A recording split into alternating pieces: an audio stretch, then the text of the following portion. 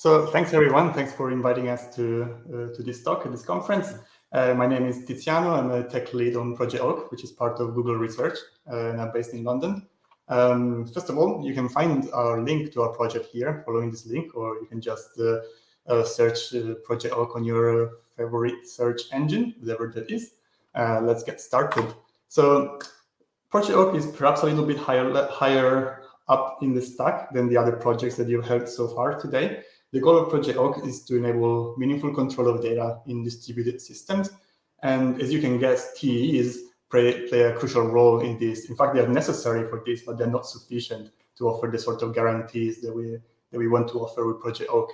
By the way, I will be using the term TEE throughout the presentation as trusted execution environment, just to keep things general, but you can replace them with like enclaves or secure VMs or whatever you want. Like Oak is agnostic of the underlying technology. So stepping back a little bit, actually, I find it useful to explain TEEs to people sometimes as a kind of reverse sandbox. It's a nice analogy, I think. It shows that it's kind of like a TEE stopping the host or like whoever, like other actors on the host from getting in the enclave or in the TEE and kind of compromising the confidentiality and integrity of the data or the code running in there. But what happens if the code running inside the TEE is malicious? In that case, like if we want to maintain this kind of like meaningful control of data, we need to also have something else. In fact, we need to have like a regular sandbox inside the TEE. And so effectively, Oak is a composition of a reverse sandbox offered by the TEE and a regular sandbox inside the TEE, which stops data from getting out. And for that, we use effectively WebAssembly as the fundamental technology combined with information flow control, which is what I'm going to talk about in a moment. So, like if you follow the talks earlier today, actually the first talk that Felix gave this morning, it was about confidential computing 101. And if you remember, remote attestation is actually a key part of the TEE offering. And if you think about it to some extent, it does, like remote attestation solves the problem of controlling data, but it's kind of like, it's hard to make the jump from a remote attestation quote to make a meaningful statement about what's going on with the data inside the TEE. So like, if you think about how remote attestation works from the client's point of view, a client would normally have access to a quote, which is signed by the TEE, which contains a measurement or a hash of the binary that is running inside the TEE, and it checks that before sending any data to the server. But if you have this server application that is already running there, and you now change anything at all in the application, even if you just change a single character in a string, that would cause the measurement to change completely, possibly, right? And so you will have to then like rebuild the application and then distribute the measurement of the new version of the application to all your clients so that they will know that they can now trust it. And you have to convince them that they can still trust the new version of the application. So this kind of works. It works for many ad hoc scenarios in which the code running in the TEE is trusted and or changes very rarely, but it doesn't really scale, and definitely doesn't allow running untrusted code inside the TEE. And that's exactly what we want to do with Project Oak. Like one of the desired goals is to be able to express higher level policies about the code running in the TEE and have them enforced even when running untrusted code, which in our case is WebAssembly code, which is run in the enclave, which I will explain also in a moment. As a very simple example, we have more interesting examples later, but as a simple example, imagine a server application that evaluates a pure function on top of input data provided by the client and returns the result to the same client that provided the data. If you think about this, like it doesn't matter what the actual pure function is, as long as there is a guarantee that the function is indeed pure and that the result is fed back to the client.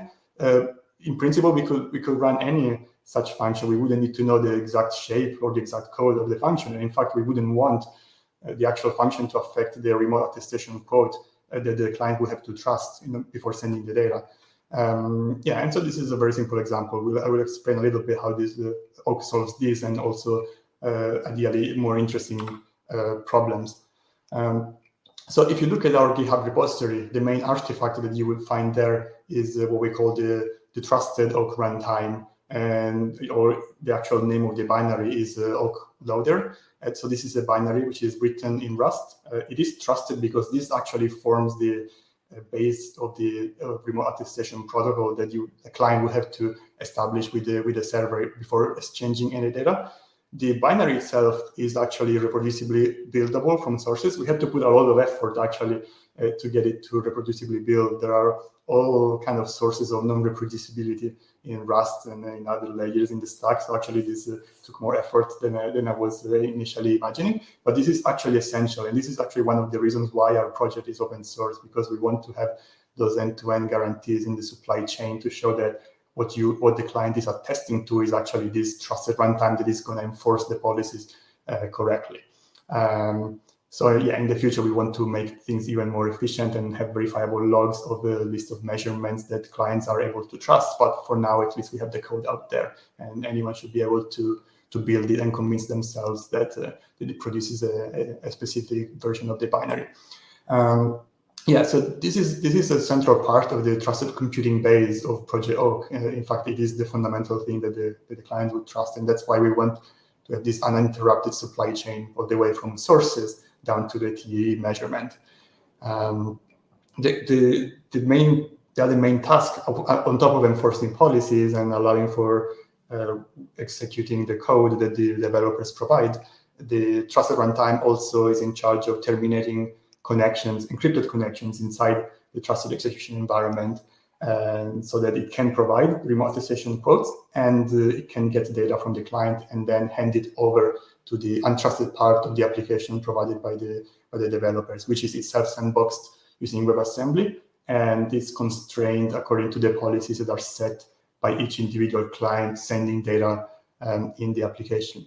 So as just to give you a little bit more of an idea of what an application running on top of Oak looks like effectively, well, an Oak application, as we call it, is the unit of deployment in Oak. Like the normal way is to run an Oak application is to run an instance of the Oak loader inside the TE or inside your enclave or whatever technology you want to use, which loads a single Oak application. One single Oak application can serve multiple users, but it contains all the code that is gonna need a runtime in terms of WebAssembly modules. And in fact, the application itself is effectively a connection of nodes and channels and their connectivity. It's a graph effectively, which is well, there is an initial graph, and then the graph can evolve at runtime as well. And there are various kinds of nodes that can be instantiated. They all run inside the same TE. So all these kind of channels are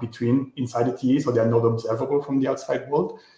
And there are various kinds of nodes, like WebAssembly is the more interesting one, the one that contains application logic written by the developer, which could be untrusted as well.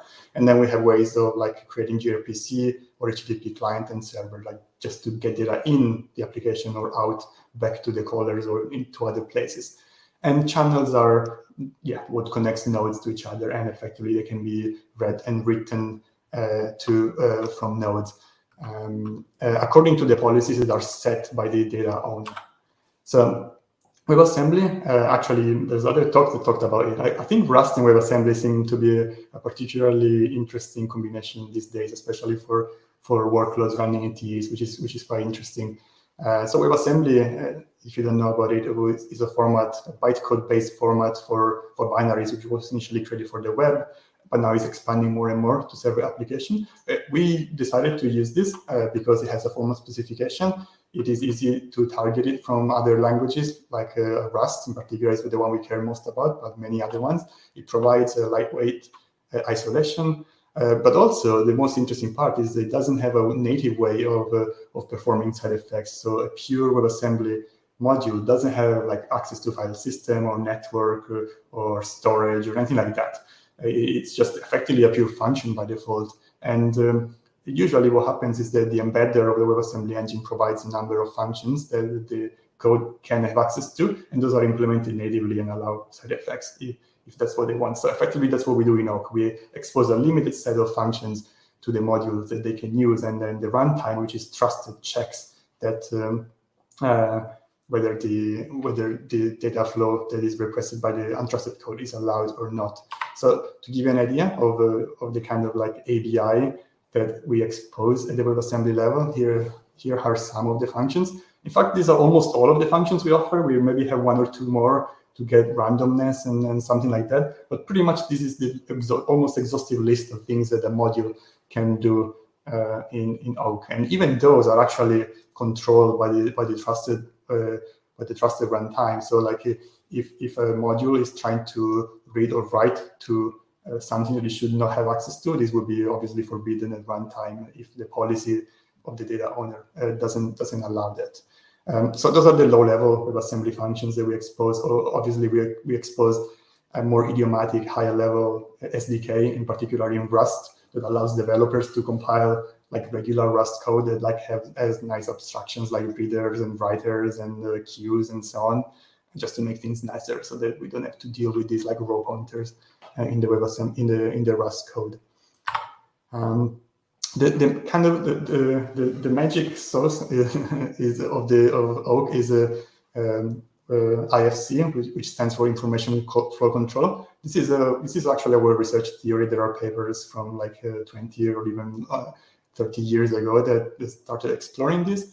And the main idea is that IFC effectively controls the flow of data in a system. It could be decentralized or centralized. In our case, it is distributed.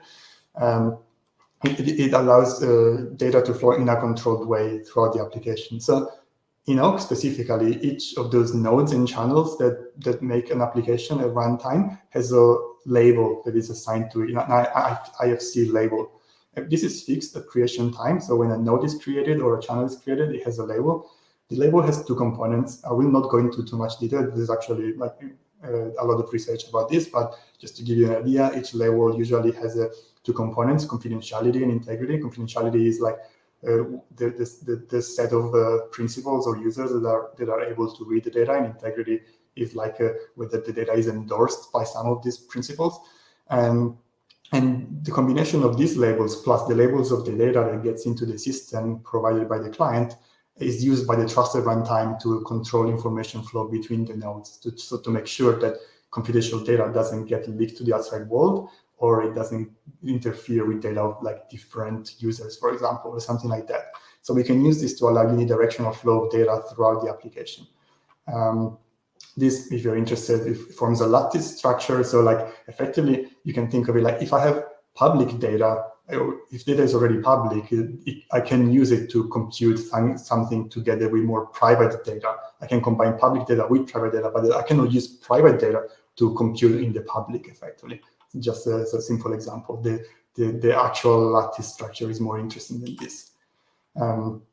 So labels and like nodes and channels in certain application have labels that are fixed, but also the data that is provided by the clients, usually over gRPC or HTTP, has labels. And this is provided as part of gRPC metadata or HTTP headers. And these labels that are provided by the client after the client has verified remote attestation, those are propagated throughout the application, and they are used to check when reading and writing throughout. So just to give you an example, this is a simple application in which there is data belonging to two users, like there's user A, there is user B here, and there's also some public data or some public location in the application. As you can see, the green arrows show the allowed data flows. So imagine each of these nodes is a WebAssembly sandbox by itself. So it has some memories, has some computation.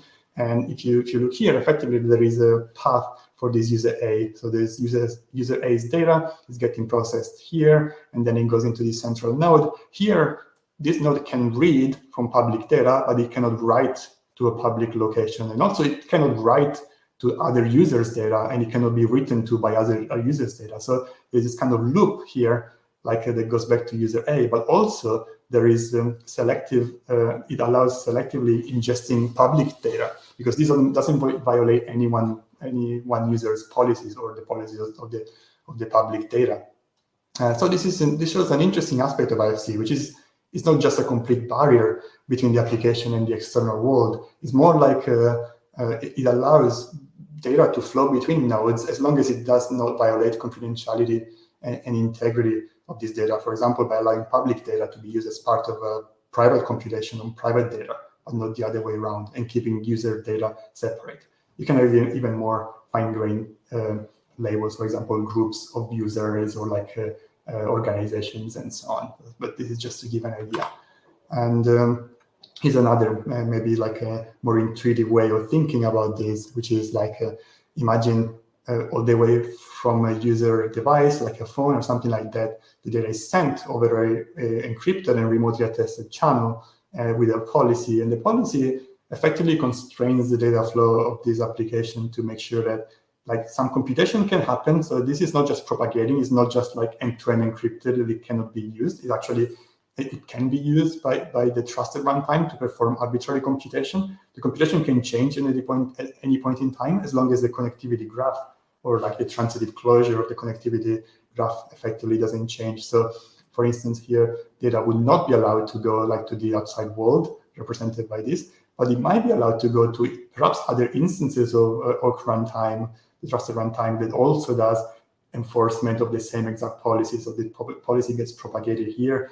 Here's a little bit of more computation happening. This goes back to the main runtime. Maybe there's another one here. This also shows something a little bit more advanced, which is like a selective declassification of data. So by declassification, we mean taking classified data, for example, user data or secret data, and making it public if and only if like it is actually allowed by the policy with which it was tagged when it was ingested. If the policy is like pure computation, then this will not be allowed, of course.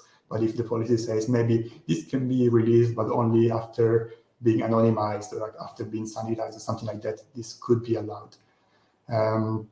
So you can actually imagine this as an analogy, like allowing to implement use cases similar to those usually implemented with multi-party computation or homomorphic encryption or like private information retrieval. Those are all interesting algorithms that are usually performed with a different threat model, of course, but like with a higher bandwidth, higher overhead, which we can actually perform very efficiently and more flexibly using trusted execution environments combined with sandboxing in Project Oak.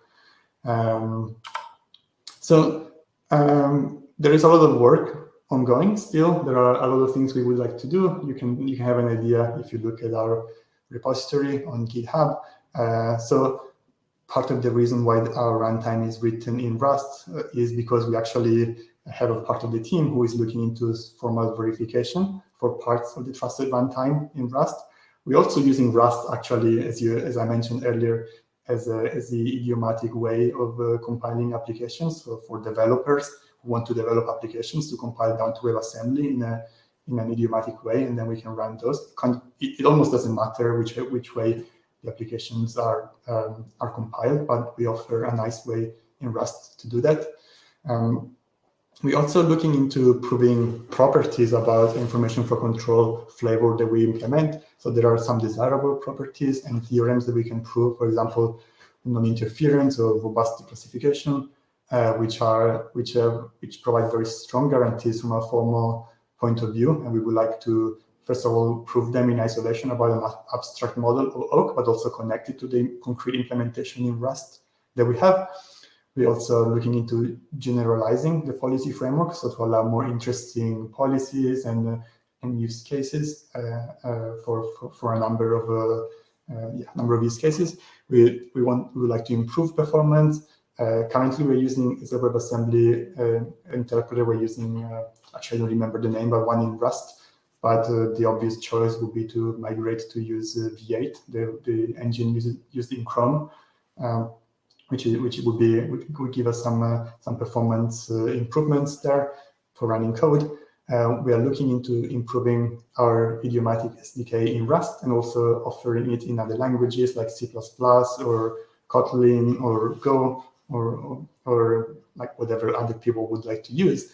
And also we are looking into improving the selection of client libraries. So if you think back at this previous example in which there was a client sending the data, the client would have to know how to verify the remote attestation and assign meaningful labels and kind of like provide its own identity to the trusted runtime so that it can get access to the data that it was previously sending. So all of this is done by client libraries that we also have in our repository, and currently we have them for Rust and C++ as well.